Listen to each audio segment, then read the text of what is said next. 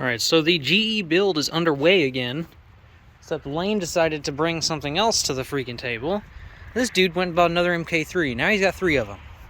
Except this one has a 7M in it. That's turbo, and it's got an R154 in it. So now we have a tripod R154 and a regular R154.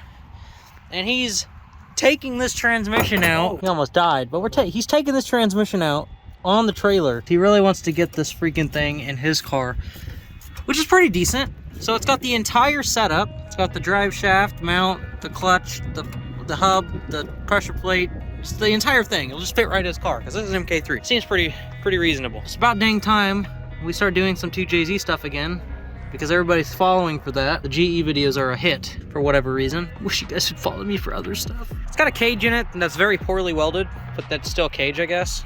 It might protect you if the cage doesn't break and stab you through the face. Okay. But the underneath this car is pretty clean.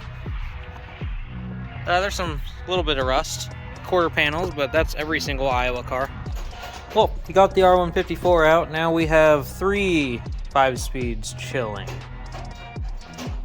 Dude's an impulse buyer, I swear. Okay, so the plan right now, we're gonna take the engine off the stand. He's kind of tired of not having something to do, so we're just gonna put the transmission on and possibly put it in the car. It's not that big of a deal. He's got this bay cleaned up pretty good, so we should be able to just slide it right in. And then, so I got a manifold coming because I impulse purchased one for the GS300, and turns out the one that he has is not going to work with this mount, period. Like, this mount would just not have to be there. So the manifold I've got that's coming sets the, all the tubes here, and this one is designed for a car like a GS. So this manifold is for an IS300 or a GS300 and not a Supra, because you can see right here, the mounts are towards the front of the block and his are bolted towards the back, sadly. So it's kind of what we're looking at here. Don't need to keep any of these spacers that are in here? Nope, everything comes off. Hair's in the way of the video. I apologize. So when going to a 5-speed, going to a flywheel over the flex plate, you do not keep any of the spacers. Okay. So no spacers, you get rid of it. All right, next, since this engine's dangling here, probably making everyone so worried, you'll put the flywheel on. So Lane finally has everything for this to go in the car. Bearing is in there so he can't freaking lose it. See, he wouldn't even know how to get it out because I haven't showed him how to get it out yet, so he doesn't need to know. Got a brand new throttle bearing, all nice and changed, so we're good there. And everything should go right onto the back of the engine. He's putting his flywheel on at the moment, and in a star pattern, torqued to 80 foot-pounds with red Loctite. Flywheel's on, all torqued to spec, 80 foot-pounds, 82 foot-pounds because of the little bit of torque loss I had with an adapter. ARP is 1/2 inch. Make sure you guys remember that. Don't be using 13 on there. It'll always slip off. You'll have issues. Had problems with it before. She's ready for the clutch, but the clutch goes in the transmission on the R154s, and then you bolt it through the holes in the bell housing. And that's how that works, because it's a pull type clutch, and the clutch, yep, you have it right. This one? Yeah, but make sure. So is it going to be tight? So it's not going to be tight. No. That's what I need to do. Oh, did that? Oh, no, see, okay, no, this is right. This isn't the snap ring. I thought it was a snap ring. So there should be another spacer too. You should have a couple probably. Yep, there you go. So then you get your spacer, that other spacer on there. This one? Yep, you get that up. And then it should be tight enough that you can get that snap ring in there. The snap ring shouldn't be that hard. So I'll just do what I showed you on the other one that's actually on the hub. There we go, snap ring's on, brand new everything.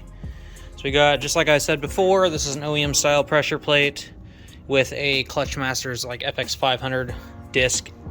Either it's an FX500 or it's an FX400. It doesn't really matter, it's gonna hold some power. And yeah, so these OEM pressure plates all hold the same kind of power. It's the discs that matter. these all have the same press force. The only time the pressing force starts changing is when you start switching complete clutch types. All right, so here we've got two different clutches. This is a push style type, and this is a pull style type. Now, how they work is pretty much the exact same way, minus the way they get pulled and pushed on.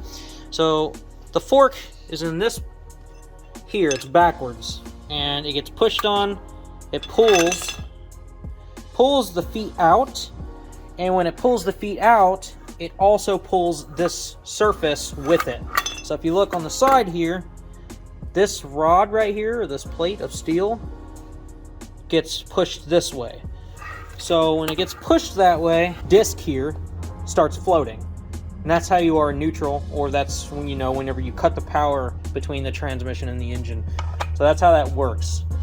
So all the pressure is in the plate, hence the reason it's called a pressure plate. And it's exactly the same way as the push style, except when you push, it's got some levers in here that make it float the other direction. So when you push, this goes the opposite direction instead of this one where you pull and it literally is attached to the surface here, and this whole thing just gets sucked that way. This one is like reverse directional. So this gets pushed, this goes back. This one right here is just, it pulls everything back away from the disc. So that's how that works. So how we're gonna put the fork on is gonna be the exact same way as how you took it off, except all of this has to be, I'm having a foot cramp in both feet, stop it. Okay, so how this is gonna work is this, there's nothing special going on here. This fork literally just sits in here, and this holder just clips in. If I can get it out now. I'm not gonna be able to get it out now. Anyways, everything has to go in exactly the same. So this has to be in there, and it's got to all go together at the exact same time. What is it? It's a 13. Oh, that's why the stuff It's looks so stable. That's why it looked really good. Yeah. So a lot of people have these that come with their discs and stuff. So these are just for push type clutches only. It's basically to simulate the input shaft. You guys can see how similar this is. This here rides into the pilot bearing that goes into the back of the crank. It's basically a support for the shaft here, so that way it's not moving around, because you can see it does have some movement. They all do, and it's because right on the other side of this plate here, it's just fourth gear. If I take this off, I can literally just pull this out and it'll be fourth gear on the back of the bearing. Like, so it's basically all, this whole portion is going to have movement, and the reason that there's a bearing there is to support that movement. You don't want that movement at all. So make sure you guys are putting your bearings into the back of your cranks. Make sure you guys are replacing those every time you get a chance. They're not expensive. They're like 10 bucks. 100% worth it. You don't want those going out, because this will grenade. It will make a lot of noise. You don't want that. So anyways, how this clutch works is you put it on just like this. You put it all together on the transmission side, and then you bolt it to the engine. And then you come through the ports here, and you'll have to turn the engine over by hand to get to each bolt. Make sure you guys are doing it in a star pattern, which honestly I probably won't, because let's face it, that's a lot of work to have to go around and around and around with an engine that has compression. But you can take your spark plugs out. It doesn't have spark plugs in it, so it might actually just be okay. Also, it's on the stand. But that's how you guys do it. You bolt it to the engine, make sure the transmissions, everything's all bolted down, and then you have to bolt the clutch down through the ports on the side of the clutch, or in the side of the bell housing. And that's how that works. Making some fantastic progress. Got the transmission on. The bell housings are different from the 7Ms to the JZ. So the 7M bell housings bolt differently up to the back of the block. So thankfully he still had that tripod R154, so we could use the bell housing off of it. But basically the whole thing is ready. I ordered a manifold and he traded me, so this one works perfectly good for his setup. Doesn't even come close to the mount now. So this thing's going to be going into the car in just a moment once he takes the shifter off. So that way we can put the shifter on when it's in the car. So I'm gonna have to figure out, we're gonna do some balancing act to get the thing in there, but he's gonna learn today. I don't claim to be the creator, but I'm a savior. I take the strange variables of human life and make something out of the crazy quilt that saves hundreds of lives.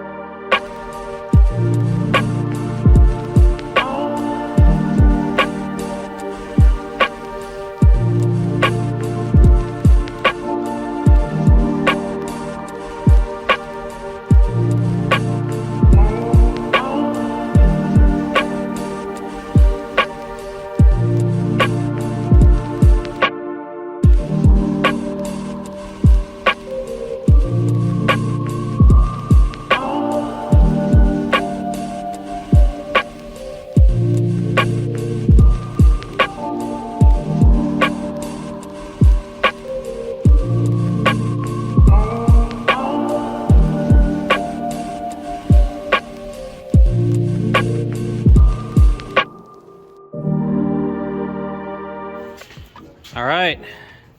The NAT-JZ is in the Supra now. The mounts and everything are set. And I'm actually very impressed with how much room there is behind the head. I am actually really jealous because I do not have that much room. If it makes it to where it's absolutely insanely easy to remove the transmission off one of these cars because you can just get back there. It's crazy. Anyways, look at all my room. I got room back. Now the only engine left that's not in a car is for the Evo. All right, so now you got to get the mount, the actual cross member for the transmission, and then you got to put the drive shaft in. That's all going to be exactly the same as you removed it in the other Supra. And I think we're pretty much damn well there. It's going to be very easy. Very easy to get this all figured out. Heck yes. What's this? These are both yours. Like an extended cable for this to fit? Yeah, you'll have to get a longer one. That's not going to be a big deal.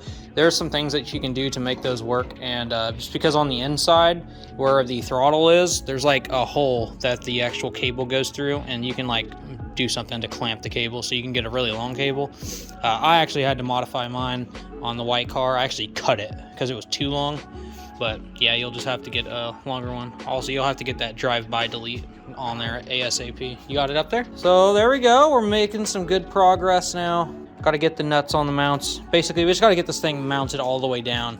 You also cannot forget that you have to have oil, because that does exist. The engine's all the way in, transmission, everything's all bolted down. Lane got the drive shafts all bolted together, so it's a two-piece drive shaft.